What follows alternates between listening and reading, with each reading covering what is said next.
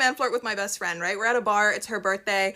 Never mind the fact this man looks like a fully sprouted adult. Like, I don't know, he looks like he has the urge to vote in a federal election or something. And there's a point where this man follows us back to our table, and he's just kind of sitting there saying nothing, and she's saying nothing, and I'm like, girl, the stray has followed you home. Like, what are we doing here? We're all saying nothing. So I'm like, you know what, I'm gonna talk. So I'm like, where are you from? Where do you go to school? He's like, so how long have you two known each other? I'm like, oh, since we were like 6 years old. And he says, so let me ask you guys something. Nothing worth listening to has ever been started by that sentence, but go ahead. He says, what's one thing you two hate about each other?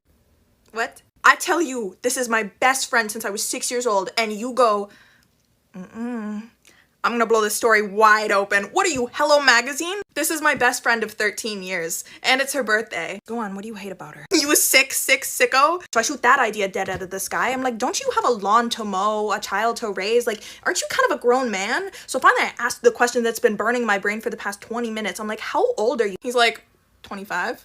Do you hear that?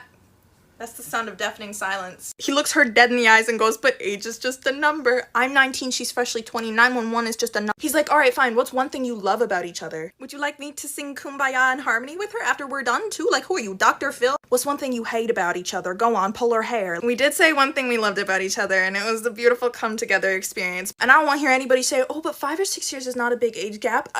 Eating ramen noodles as your primary source of nutrition and a yearly salary are two very different points in life. I don't want to hear. In conclusion, oh my god.